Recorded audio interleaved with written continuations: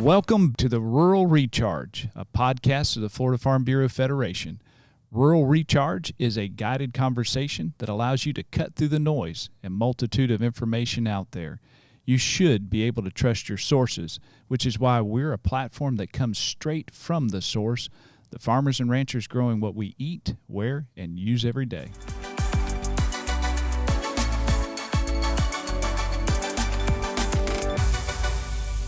Our guest joining us today is Mr. Scott Kirouac, a longtime friend of Florida Farm Bureau and a strong advocate for agriculture.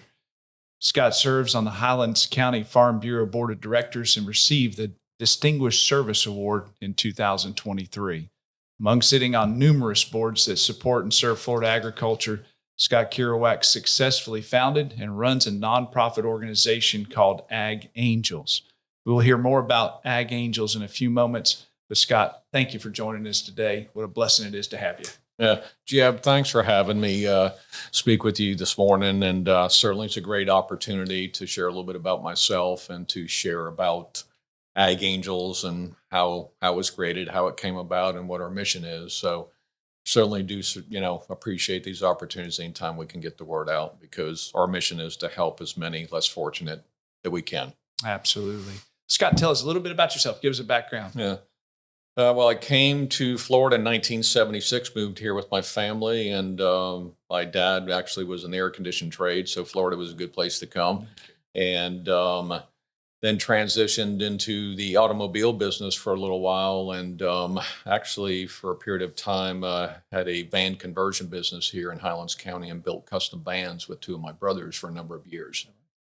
But eventually had transitioned out of that, and I had a close friend of mine that I grew up here with in high school, and they were in the caladium business, the Tubbs family.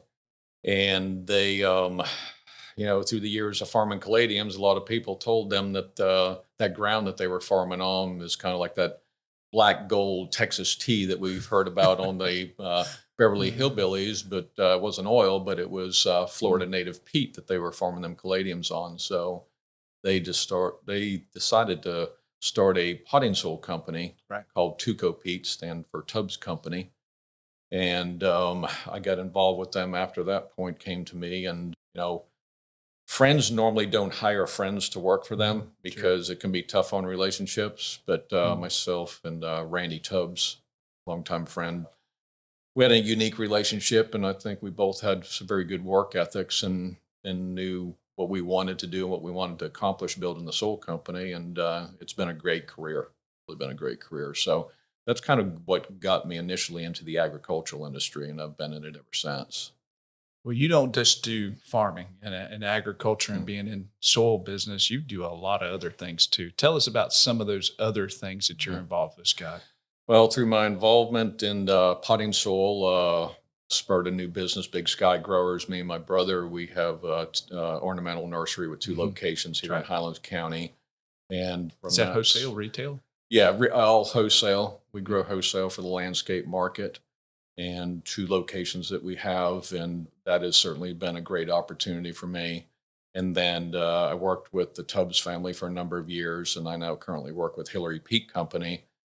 And we have a 525-acre peat bog in Avon Park on the north end of the county, where we mine our native peat and do custom soil blends out of there, ship around the state of Florida. So I've been in the potting soil industry. I tell people when I speak with them that I believe that I sell the oldest product known to mankind. There's not much out there that's older than dirt. So I've made a career out of selling dirt, and it's been a very rewarding career, and certainly has created some great relationships, some great networking opportunities and relationships along the way. Very good. Well, that got you involved in Farm Bureaus too. Is that how you ended up in Farm Bureau? Yeah, a very good friend of mine, Mark Bryan, that's a watermelon farmer here. He was president of Highlands County Farm Bureau at the time.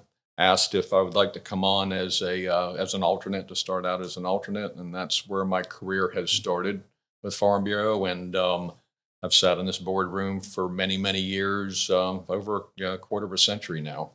And, like I had said when receiving my Distinguished Service Award, that, my Farm Bureau is a family. Absolutely. They have been a family to me for a number of years. And I've been part of other agricultural organizations, which are great organizations, but Farm Bureau to me is the leader in the state of Florida. We represent all commodities and certainly, are the voice for agriculture, and just a strong organization. Has been a great being part of that. But you didn't just stop with Farm Bureau. You had other connections too, FNGLA, et cetera. Yeah, I still sit on the local Florida Nursery Growers and Landscape Association board and state board. I'm currently the secretary treasurer for our chapter. I've served as president in the past. We're an active chapter to the point that we do a big fundraiser every year, a golf tournament, support the ag programs throughout the county. We do some periodic meetings of the chapter, but FNGLA is a great organization also. I've served in advisory committees for Florida Farm Bureau and the state and federal level. That's right. I've been the past chair of the Highlands Soil and Water Conservation District Board here. I've sat on and I still sit on the local extension service advisory committee. So yeah, I've sat on a lot of committees along the way. And in 2020, I was elected to the Highlands County Commission, actually up for re-election this year, seeking a second term. I've grown up here for now over 46 years. Highlands County is my home, and certainly want to. I'm considered the voice of agriculture in our local county farm bureau, our local county commission. So certainly that is something that I'm very proud of, and that our local stakeholders know that they have somebody to come to when there's ag issues, and that they'll have strong representation. Well, Scott, I just want to say thank you for that, because there are a lot of people that are capable of serving and serving an industry like agriculture, but the voice is oftentimes lost because of a lack of willingness. Sure. And I really admire and appreciate those that are willing. I say that are willing, but also to sacrifice. It's a sacrifice to serve in public office, and the many things that you've done, all the different boards and committees that you've sacrificially served on, is indicative of your character. And just thank you for your service to our industry. Well, I appreciate that, Jeb. And one thing that I've learned certainly through my involvement in Farm Bureau, Florida Farm Bureau, and then now being a commissioner for my fourth year, completed my fourth year. So I think our biggest job, and what I found my biggest job in both of those roles, is education. Is educating Absolutely. People. At the end of the day, your elected officials really, or your educators, they're the people that dig below the surface. Most people in everyday life, they're busy. Life is busy in today's world, so they don't have time to look below the surface. That's our job as leaders, to look below the surface. And when they come to us with questions, then, to provide them with answers. Not always the answers that they're looking for, but to provide them with answers and educate them. And a lot of times, whether it's county commission issues or agriculture issues or Farm Bureau, when you talk to people and you educate them, they have a better understanding of maybe why you're doing things a certain way or what have you. And most times than not, they think, okay, now I agree with you because I didn't realize what was below the surface. So I think it's a great opportunity for any of us to continue to educate, because I think that's probably one of the most important things all of us can do moving forward. No doubt, but you have to be willing to do that. Absolutely. And fewer people are, because, of course, the world has become very divided. That's right. And some people just don't want to be exposed to that, And, I deal with a lot of people on a weekly basis. Everybody gets a return phone call or an email from Scott Kirouac when they reach out to them. And, it's great when I can help them and get them exactly to where they need to be. And if I can't, then I explain to them why. And more times than not, those people will say, sometimes they disagree with my opinion or the county's opinion on a matter, but they certainly, like I said, most of them will say, I appreciate you replying or getting back with me, because most people in your position, if they're not going to be able to tell me what they want to tell me, they're going to avoid me. I says, no, you deserve a response. So, I'm fortunate to be able to do that and work with people. And that's admirable. And it's just that, appreciate that, because that's public service. Absolutely. That's it. Yeah, absolutely. And, social media, like it says, as we all know, it can be a great tool for many things, but it also can be, it's created a lot of chaos in society, and misinformation, what have you. So you have to deal with that. And it doesn't take long for people to get way off track on something because of misinformation out there. That's right. I always recommend to people, pick up the phone, call somebody, we're losing the face-to-face contact and people talking on the phone or talking in person. Everybody's wanting to communicate electronically, either through social media, through text messaging, and what have you. I'm somewhat the opposite of that. I like to talk to people and certainly communicate with them. Scott, and the folks, this listening audience, they don't know you, but they just through that little bit of your rhetoric right there, they have gotten to know a lot about you. And I just want to point out a couple of things. Number one, you're service oriented, you're kind, you have a focus toward others other than yourself, and that's who you are. And that's I just want folks to know that's a lot of Farm Bureau has folks like that, but you're demonstrative of really of who Farm Bureau is. And I just appreciate it because it is. You're a servant that's humble and sacrificial, and that's also manifest in what you've done with Ag Angels. Sure. Tell us a little bit about Ag Angels, because you do care for people, you love folks, you pour out and pour into them, and that's just part of who you are. And tell us a little bit how this got started. Well, Ag Angels was started actually about 17 years ago. We're getting ready again. In November is when we do our annual fundraising drive. But basically 17 years ago, I walked into a local elementary school here in Highlands County where my grandson was attending. And I was going to check in for a Christmas program, and walked in the front office to, get my visitor sticker or what have you. And a little girl walked in that was a student there. And she walked into the front office. I think she was running late or something and was turning in a note, checking in. And she was just wearing a dirty, dingy dress kind of looking outfit and shoes that were noticeably way too big for this little girl, with duct tape holding them together. So I actually went to high school with one of the girls in the front office. And so after this little girl had left the front office and it was just us standing there, I started conversation with them on how saddened I was to see that little girl have to come to school like that. I says, it's got to be so hard for her. And they shared with me, because it was holiday time, it was Christmas time, that she was one of a number of students that they had that would go without a Christmas at all. And I'm like, well, come on. All kids get something for Christmas, right? Even from the dollar stores. They said, no, we have children that Christmas just doesn't exist for them. And I remember as a child, when I was young, Christmas was probably one of the most exciting times of year.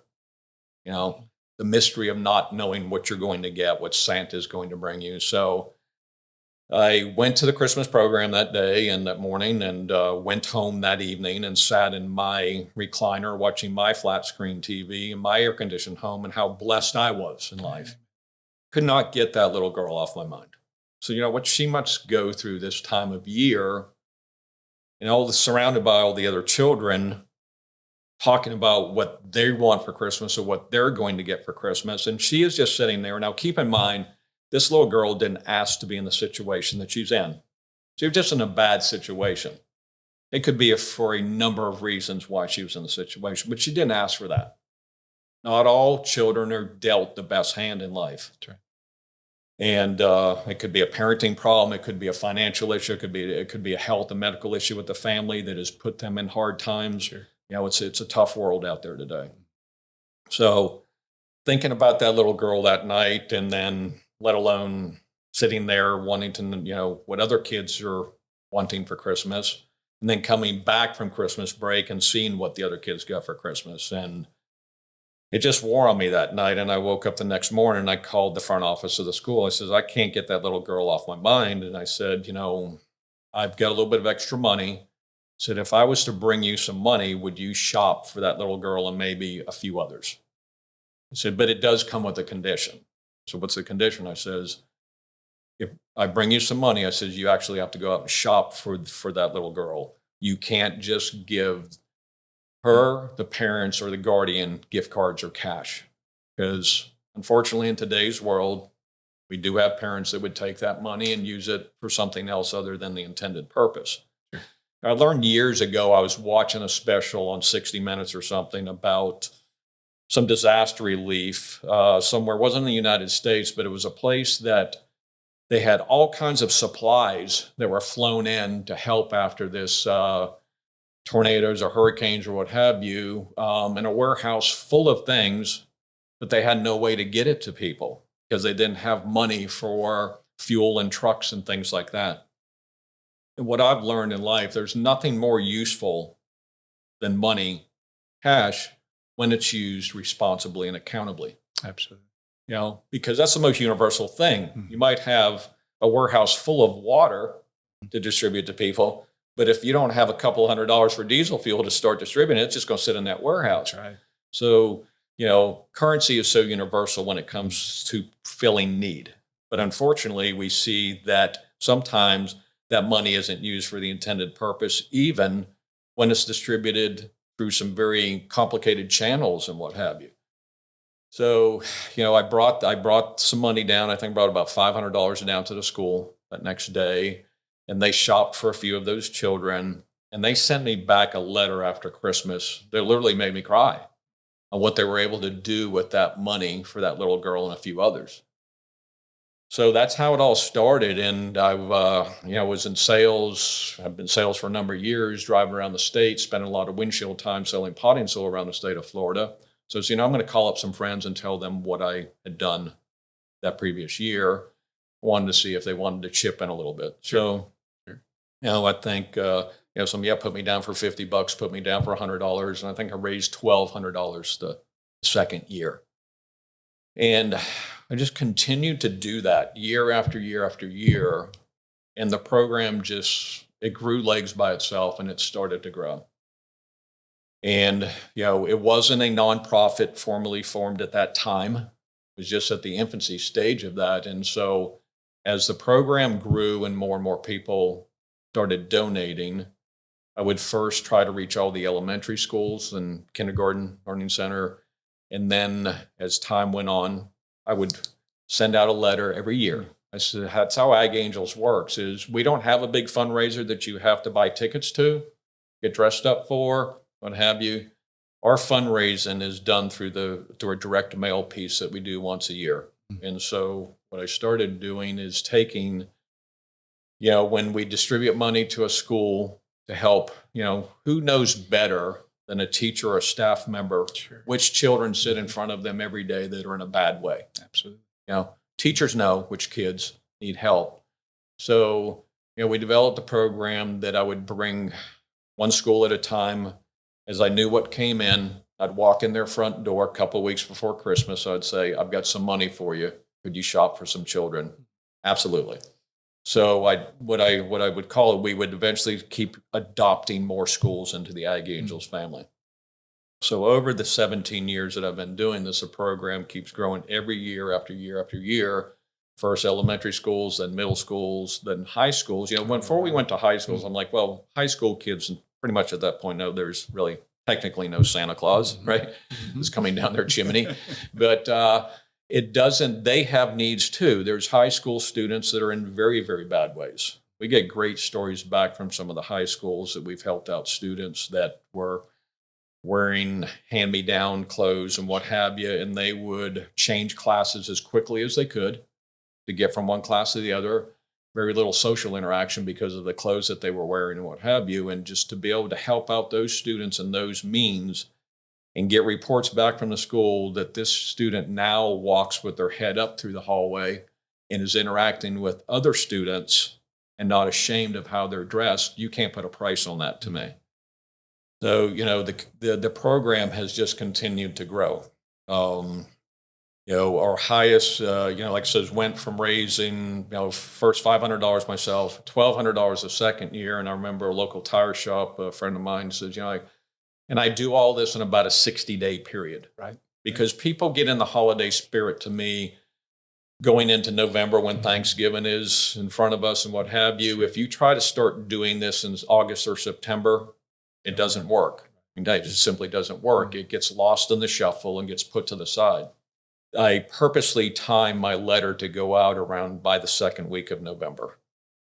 And every year what I do is I write a cover letter, and it's a mail merge letter. I can say, Dear Jeb, thank you so much for your contribution of $50. Together as a family of donors, we raised an amazing $146,000 in 60 days. Yeah. And one thing that has always been a priority and a policy of mine with Ag Angels did become a 501c3. Mm. We're registered with the state of Florida through the Department of Ag and Consumer Services as a registered charity. And we are a 100% pass-through charity is what I call it. We're a conduit for funding. No money comes out of donations whatsoever. Not one single penny has ever come out of anything that was donated to Ag Angels. Absolutely. When I got registered with the state of Florida and sent in my paperwork and my application, I got a reply back from them that they were missing some documentation. I said, well, what are you missing? They said, well, we're missing your expenses. I said, there are no expenses. They said, well, how can that be?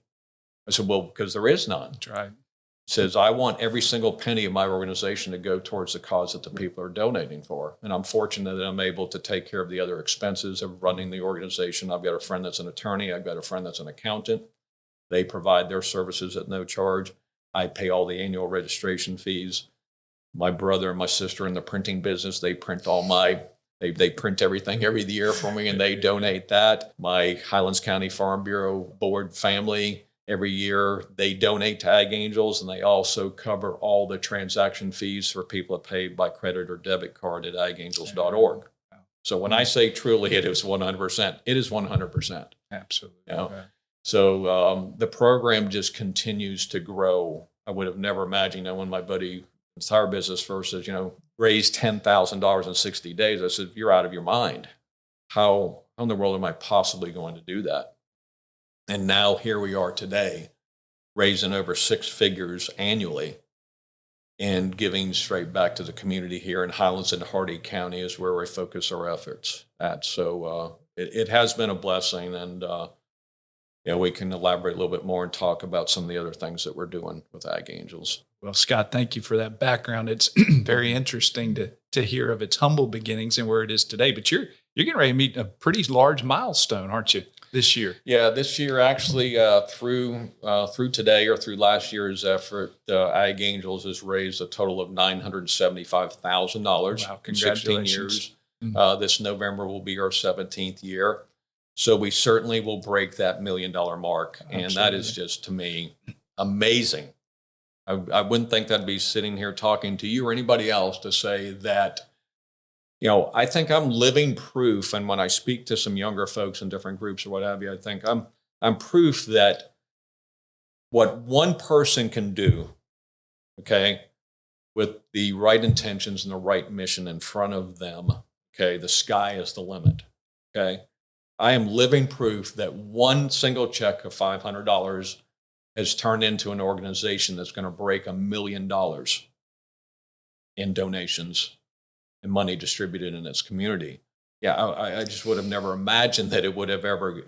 And then I tell people, and I get people at times say, well, Scott, you're doing a great job, but you can take out your money for your stamps or your what have you. And I says, well, no, I have a nursery and what have you, and we have postage expense, so what have you, and they help out there. So I said, no, I don't want to. I says, we see a lot of charities out there, and there's a lot of great ones, and I don't, and it takes a lot to run those charities. There's full-time people that run these charities and what have you. So we have a lot of people doing a lot of good in the world but I want Ag Angels to be that unique charity that certainly gives back to the community 100% of what it receives. Tell us a little bit about the origin in the name, Ag Angels. Yeah. How did that come about? Sitting on the Florida Nursery Growers and Association board, we were in a board meeting, and one of the girls that was on the board, they were contributing also. We were doing it also as a chapter fundraiser thing also a number of years ago. So we would raise some money, and the chapter would donate some towards the cause and didn't technically have a name at that point. So one of the directors in our chapter during a board meeting says, you should give this a name. And I says, yeah, it's looking like it's kind of growing to that point that we should probably come up with some sort of name or what have you for it. And she says, how about Ag Angels? And I'm like, wow, I like that name. And I said, can I adopt that name? She says, absolutely, run with it. So that's where the Ag Angels name came from, because certainly in my line of work, a lot of the people there that I was reaching out to were in the ag community. Sure. And those were the people that were donating. But as we all know, sitting here, and I, talk about social media, and we have cover photos and profile pictures. My cover photo is a sign that hangs over a farm gate that says, "If you eat, you're involved in agriculture." Sure. So really, everybody that Mm-hmm. donates to Ag Angels, they're an agricultural person. They consume agricultural products every single day of their life. We wear clothes that are made from agriculture. So Ag Angels is not only open to agricultural producers or vendors or what have you to donate. It's everyday people from a whole different, from many facets of life. So, yeah, that's how the name got started, and that's we incorporated at that time and got registered with the federal government as a 501c3. Absolutely. Now, it's not just Ag Angels in regard to donations with kids. You've actually expanded into a scholarship program now too. Yeah, through the extreme success of Ag Angels and the money continuing to come in, more than I would have never imagined. That well, how do we keep giving back to the community? Where do we see the need? And one of the things that I continue to see, and I think we see now, and we see a lot of school districts and what have you transition into this, is you know not every high school student, the senior, has got a future mapped out Mhm. for Sure. them to attend a 4-year typical university type of education. Okay. High school students, not all of them are scholars. Okay.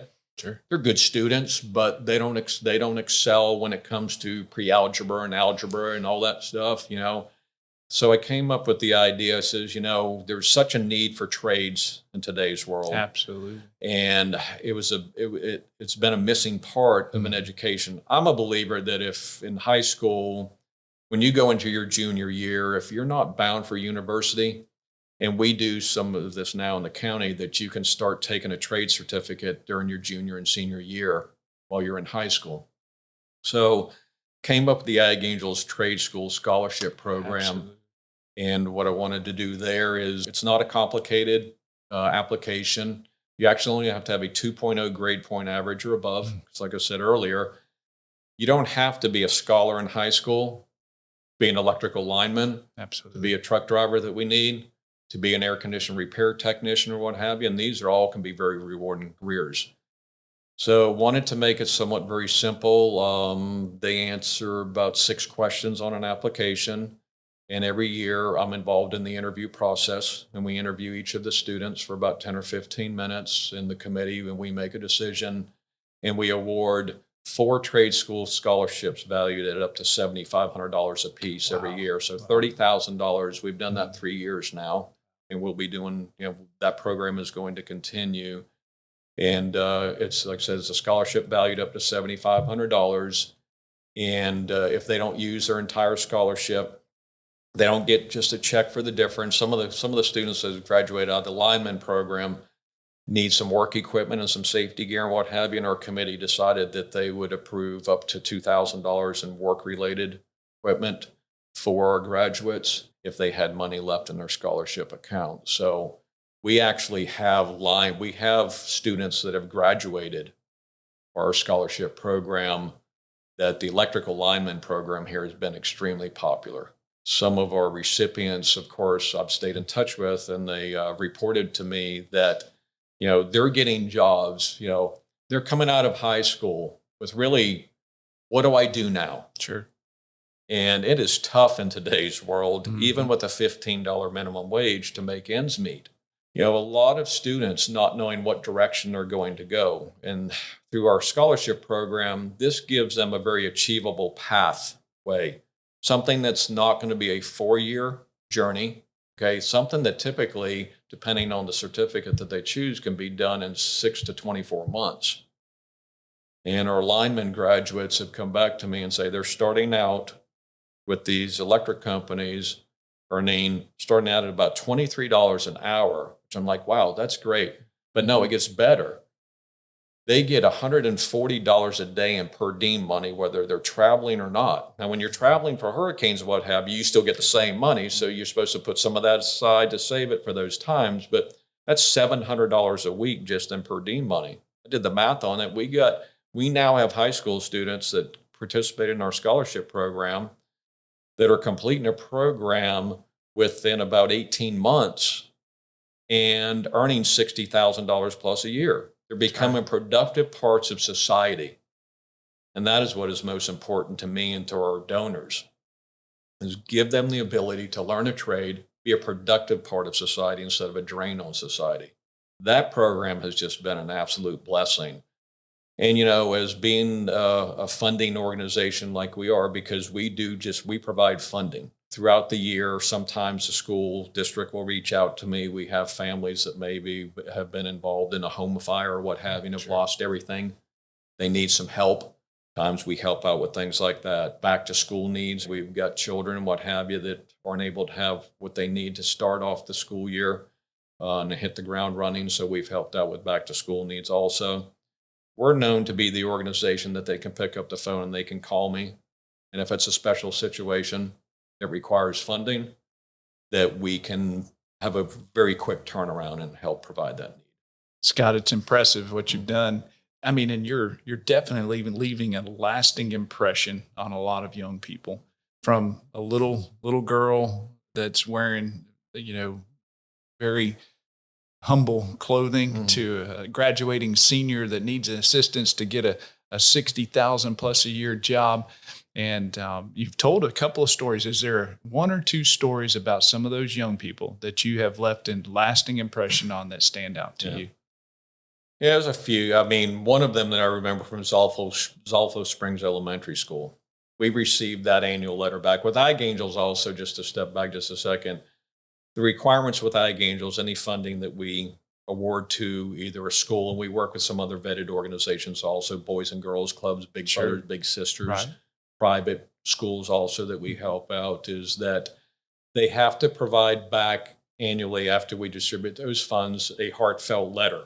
Because as you said earlier in this, what we're talking about, it's that heartfelt letter. It's that one letter. If that school hadn't sent me that one letter to thank me for that $500 donation that brought tears to my eyes, we wouldn't be sitting here today talking about this. So one of the requirements when they get their distribution package with a cover letter from me is says they have to no gift cards or cash, and they have to turn in all their receipts to Ag Angels. And I keep track of that because I'm one person that if anybody ever comes to Scott Kirouac or Ag Angels and says, what's this guy doing with all this money? Absolutely. Here it is. Okay. I have no problem in, supporting everything that, and verifying everything that we do. They have to write back a heartfelt letter, provide the receipts, and then we use that information every year when we do our mailing. I handpick 4 of the most heartfelt letters. One of them years ago that came from Sulphur Springs Elementary School spoke of a student. And what's interesting is how the program works is when the teachers or the staff recognize a student in the school, they get the parent or guardian's permission to pull them out of class and interview them and ask them what they want for Christmas. And it's amazing that you will get students in elementary school that they give them list of needs, things that we take for granted on an everyday basis. They're given list of needs. They have to pry out of these students sometimes what their wants would be. And one letter we received back one year that kind of highlights that is that one of the students in elementary school asked for a blanket because they've only ever had a sheet to cover up with. And that just floored me. A child that only ever had a sheet to cover up with. That story stuck with me and will stick with me forever. I mean, how can you put a price on helping out a child with a blanket? So as you can see, it kind of gets me a little bit here. And then, like I spoke about earlier about, you go from an elementary school story to a high school story about a high school student that was ashamed of the clothes that they had to wear, didn't fit in with the other students. And these teachers and this staff, when I tell you that they make a project out of this to go out and shop, and they find the best deals, and they'll go to places like Marshall's or what have you and get some name brand clothing and stuff that some of these children, they've never had. They would never have an opportunity to have something like that in their life. And to get them some clothing and what have you to make them feel like they fit in, it changes them. It just literally changes them and how they communicate and how they interact socially with their fellow students and their peers in their school. So, it's stories like those. We'll get kids that, they literally have to ask a fourth grader, okay, you've told us that you'd like to have some new shoes that you've never had. They've always been hand-me-downs or pants that actually fit you.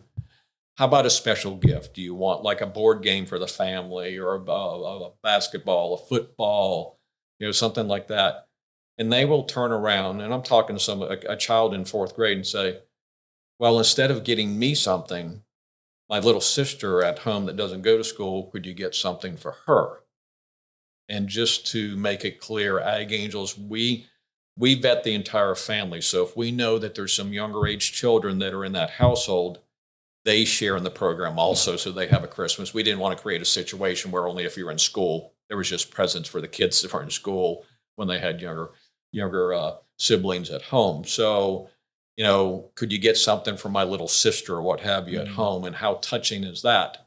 And then I tell people, then we have on the opposite end of the spectrum that we have children that are going to gripe or not be happy because they didn't get the right color iPhone for Christmas. See this huge divide here? Going back to these students, none of them, when I say none of them, asked to be in the situation that they're in. They're in that situation. They're just dealt a bad hand. We have found that helping these type of children or young adults that need this help is really starting to pay dividends.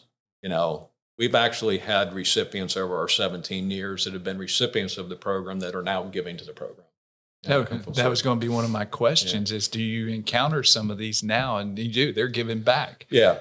Yeah. We have kind of fostered a thing in the local schools, a movement where we have students that now have graduated that are getting involved, are still in high school and they're getting involved with the elementary school project that maybe they have a little brother or little sister that are, involved in. I think it shows the recipients, those people, that there's people out there that actually do care for them and want to help them out, certainly during special times of the year or special needs that they may have.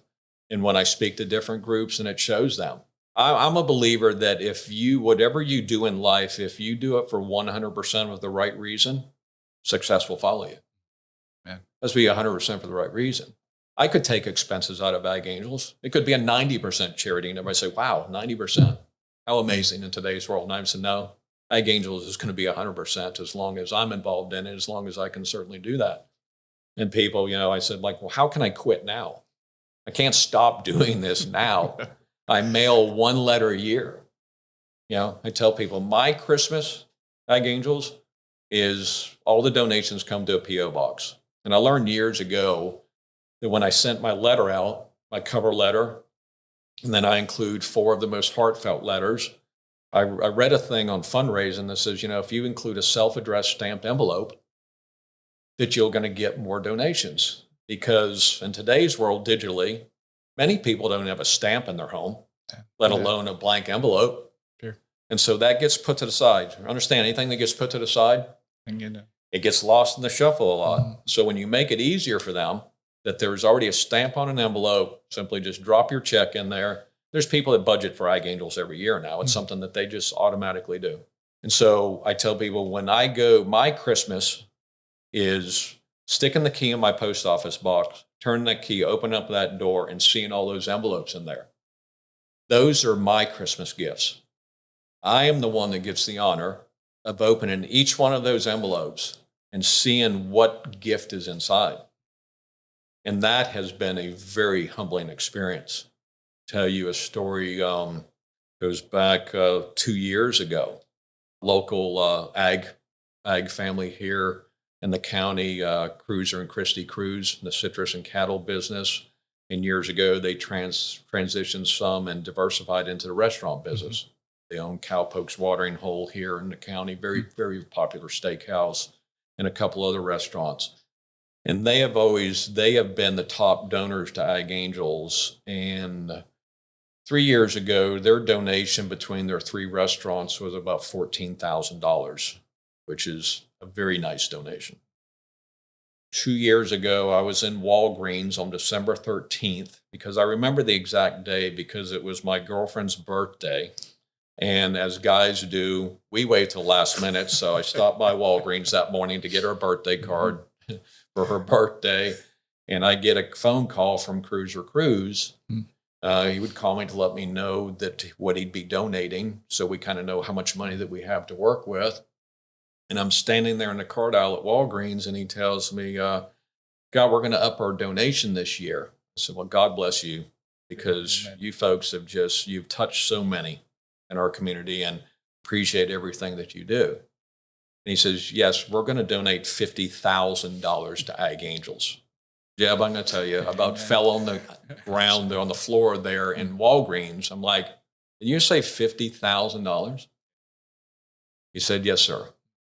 I'm like, God bless you. And his family had sold a big piece of property, what have you, and they wanted to share some of their blessings and tidings with their community, and they do. Not only Ag Angels, a lot of things in our community, and we're very fortunate to be a recipient of that. But I kind of thought it was going to be a one-year deal.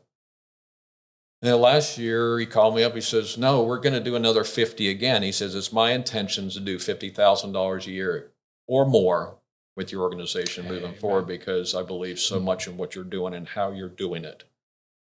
And then, when I open these envelopes, I know which ones are repeat donors because they're using that return envelope that I included. But then I get these ones that are hand addressed or what have you. And then typically I said, well, that's a new donor. And a few years ago, a local security company down on the south end of the county here, I didn't recognize the name of the owners or what have you, but I open up the envelope and I pull a check out, and it's a personal check. It's not a company check. And I look at it, and first I said, that check for $500. That was a check for $5,000. A unique donor before, but she was a retired school teacher. So she really connected with the Ag Angels program and just liked how we do what we do. Like I said, it's a very simple program that has great success. And I think that's kind of is what contributes to the success, is how simple it is. Say, listen, Scott reports to us every year, writes a cover letter. He tells us what we all did as a family of donors. I consider everybody in Ag Angel donor. You're part of our family of donors. You're part of a family. And I believe most all of our donors, they sincerely believe, yes, we're a family of donors, and we're going to continue to support Scott's and Ag Angels effort every year because of how he does it, 100%. And he's sharing those letters, them heartfelt letters, where they can read also.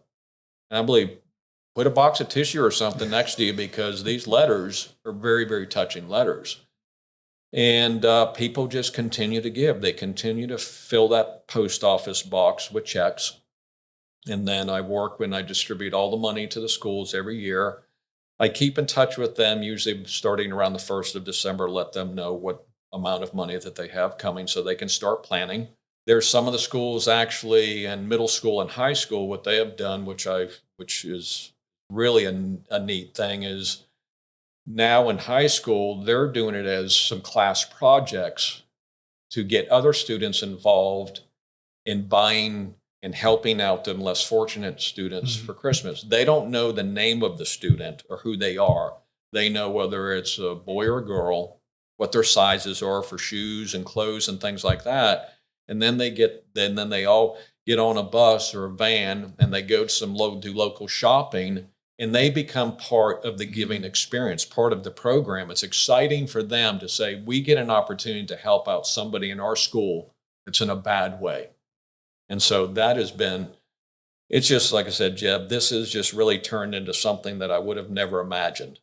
We have a website, agangels.org, and I invite people to check it out. Our letters are on the website. There's some pictures there of me awarding checks and what have you. And people can donate by credit or debit card there, Ag Angels. And when I've written, or when Florida Farm Bureau has shared the Ag Angels charity in our program through the magazine and through monthly publication, what I encourage people to do, because we're a regional type of nonprofit, Highlands and Hardy County, And the reason Hardy County was also included is because that was part of our nursery growers chapter and still is. Sure. So when we were doing it, part of the Nursery Guards Association, we were given over to Hardy County. And I do a lot of business and know a lot of people, and we have donors from over there, so they've always been included. Absolutely. But, you know, I invite people to certainly that listen to this podcast, if you ever have the desire to want to start something similar in your community, I will be glad to share with them all the things that I've learned, my secrets, whatever you want to call them, on starting their own version of Ag Angels in their community.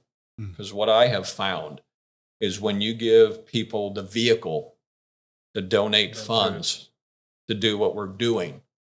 And I don't want to discount toy drives or Toys for Tots and all that. Those are great programs, but that's providing a toy, okay, which is an important part to a child's Christmas, more so than clothing with younger children, right? You know, you open up clothing, socks, great, you know, pants, great. No, they want a toy, okay? But things other than toys are so valuable to so many of these people in this situation, like I had said earlier, about giving lists of needs, not wants. You know, we get so many lists of needs.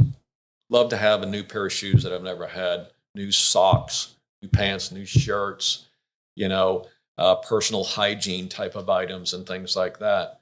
You know, continuing in on that mission and trying to help as many people as we possibly can.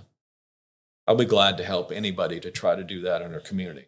So I think people within their own community, when they see that vehicle of somebody that is willing to go to that effort and help coordinate an effort, and you know, I don't know about you, but I still have a lot of trust in our public school system, and we got a lot of great administrative and teaching staff here in our county.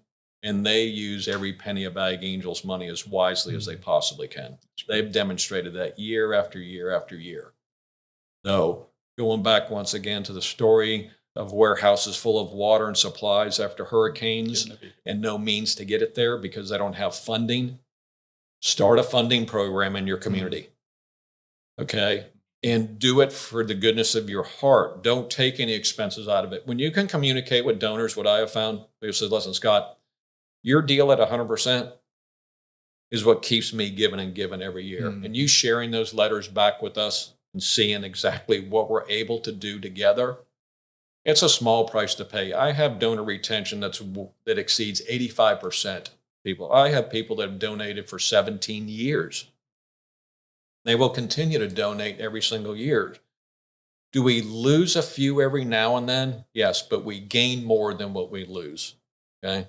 Last year, I think we had probably close to 300 donors that donated $146,000.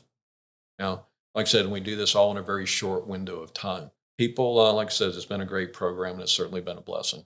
Tell us one more time, Scott, how can folks donate to Ag Angels? One more time. Yeah, agangels.org, a website there. You can donate by credit or debit card. Also on our website, there's a mailing address to our P.O. box that you can send a check in, certainly. And my phone number is on the website also. That's my personal phone number. Certainly can reach out to me or what have you. If your organization or what have you wants to present a check and would like for me to come and get the check from you, I'll certainly be glad to come and get any contributions or what have you, whether you're a vendor in the agricultural industry and you're hearing this podcast or what have you, and you do business maybe in the Heartland area of Florida and you want to help out this area, we'd love to have your support. So you don't have to make a special trip. You don't have to go to a special event or dress up or buy tickets or raffle tickets, which all are great deals. I'm involved in many of those things. But we're unique in a way that we do things very simple. We keep our expenses very low.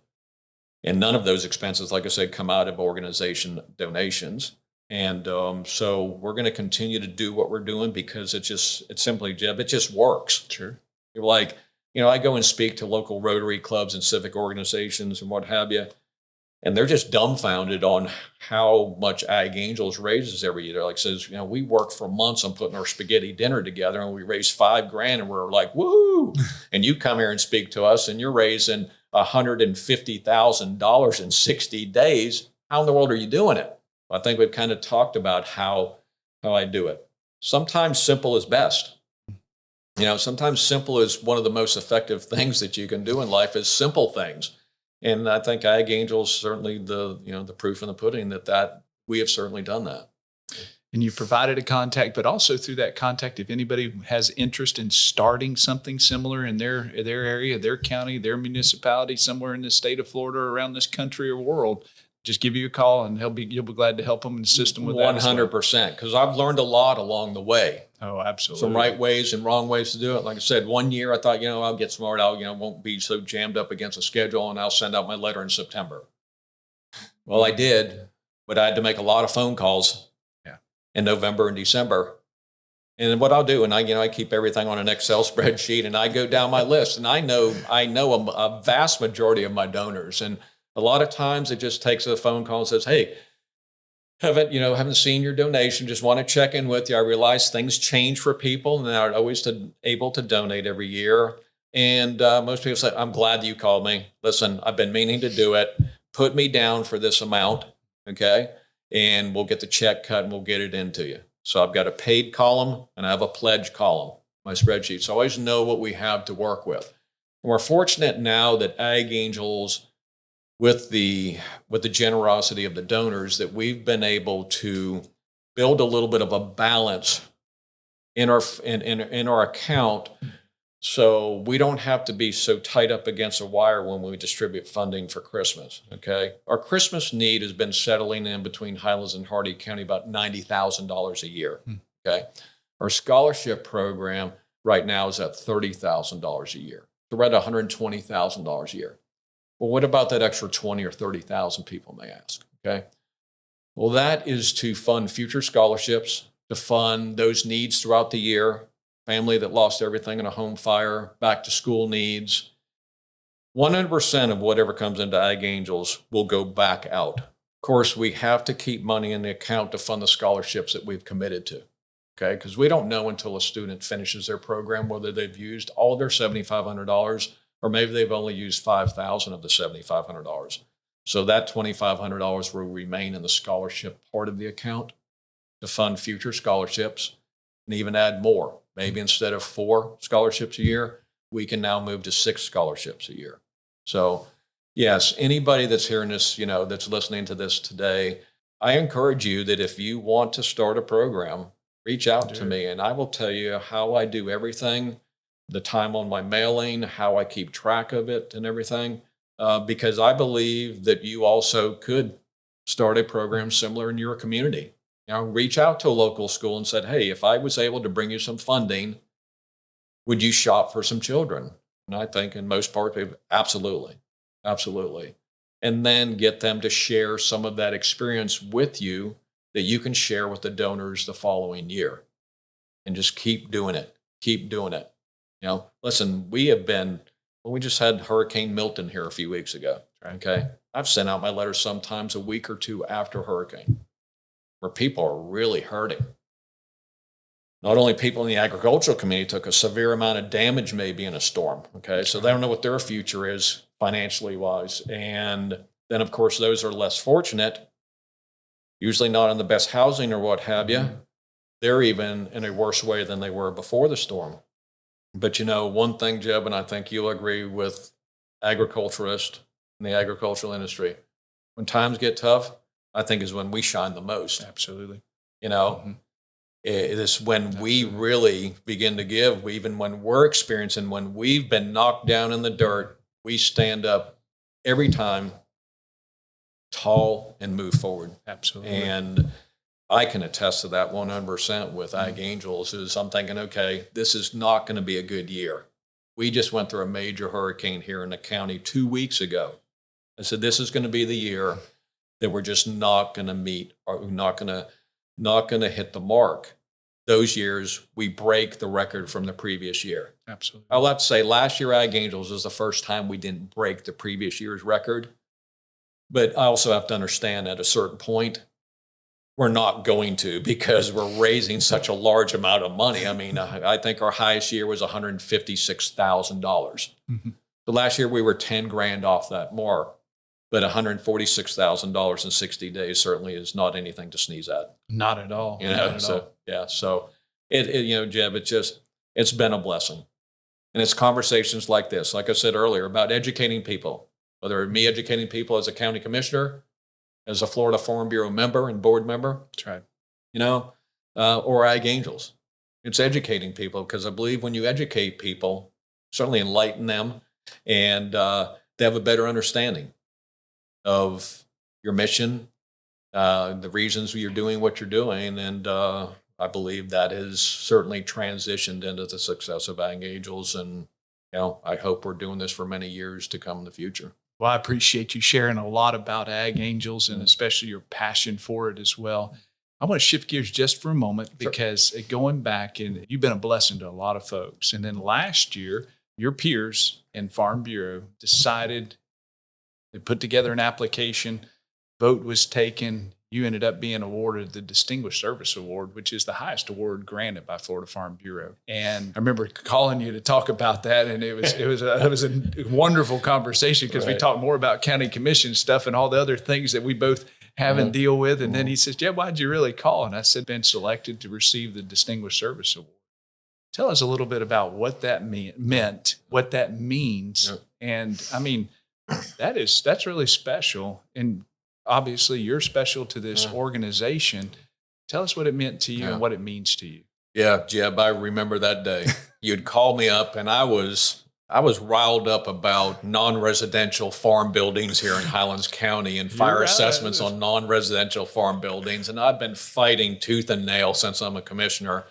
One dairy producer here that was being impacted greatly by a fire assessment on a tunnel barn. That's right. And you would call me up, and I know you certainly, being a former commissioner or what have you, that I said, okay, I got to vent on Jeb a little bit and get some input there. And then, I probably went on for you for about 15 minutes. And then I'm like, well, I never gave you the opportunity. What did you really call about? And it was actually 42 minutes. 42 minutes. Yeah, exactly. Yeah, I remember you saying that during the award or what have you. So, I can get going on my soapbox at times, as you maybe have noticed this morning. But I can go on my soapbox when I'm passionate about something like fire assessments on non-residential farm buildings, for example.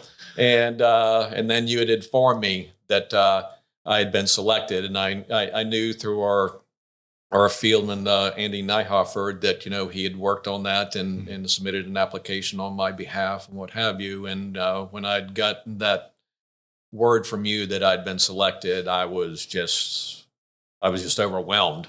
Like I said, when I received that award on that stage, being involved in Florida Farm Bureau and then being my family for so many years, I have sat in that audience many, many years for annual meetings, and I've watched some very, very worthy recipients receive that award. Never did I ever think that I would be standing on that stage. And when I was chosen for that, and during my interview and during what have you, I said, that is the pinnacle award of Florida Farm Bureau. I'm a very blessed individual. Okay. I am humble by nature. I don't care about personal recognition whatsoever. That has been the top honor that I've received for my entire life. And I've received many from different organizations through my efforts in agriculture and advocating for ag and for Ag Angels and what have you. But to receive the Distinguished Service Award, when you can stand in front of groups of people and you can tell them out of an organization that has 150,000 members, and they choose one individual from the entire state of Florida. I don't know about you, but that's pretty special. That is very, very special. I certainly appreciate that so much. That's one that will always stay in the very highest regard to the awards that I've received in my lifetime. Like I said, I never imagined that I would receive it.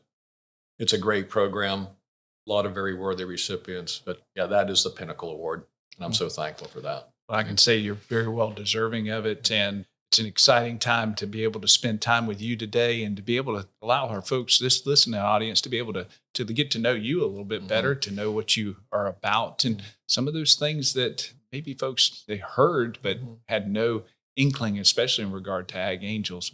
Scott, if there was one thing you'd like to leave with the listening audience today, what would that be? Probably what I'd like to leave with, and once again, thank you for the opportunity, is that don't ever be afraid to get involved.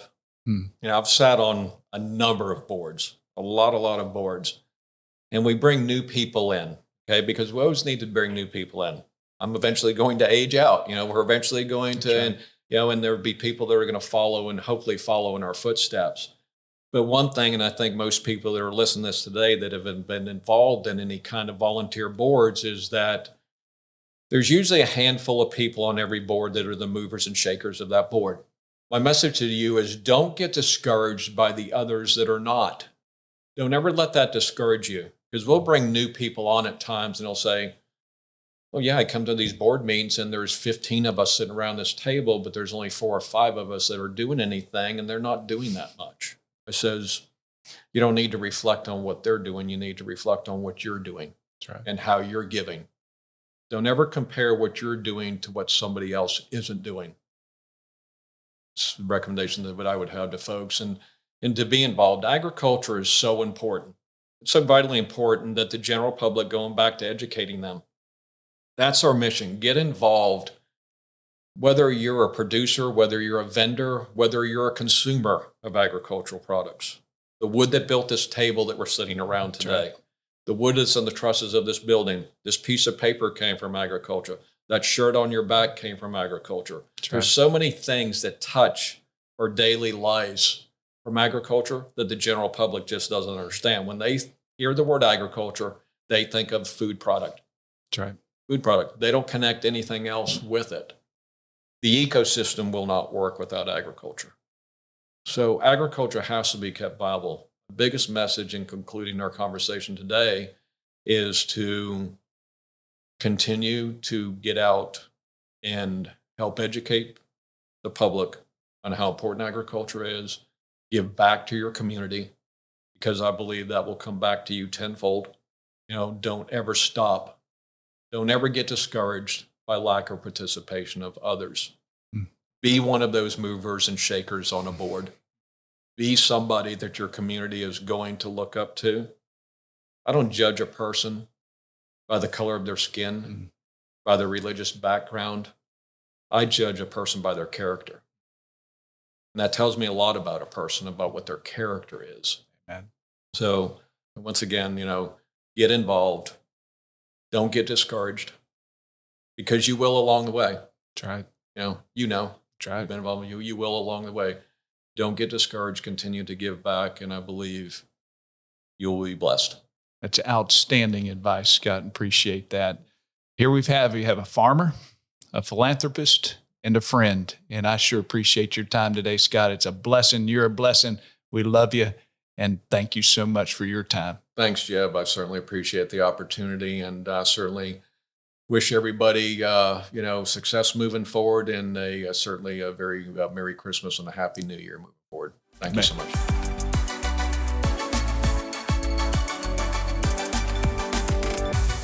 Thank you for supporting the Rural Recharge podcast. We hope that you're enjoying these conversations brought to you by farmers for our neighbors. While you're here, please consider giving us a rating or review.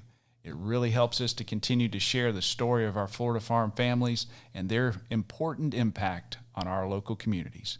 Thank you.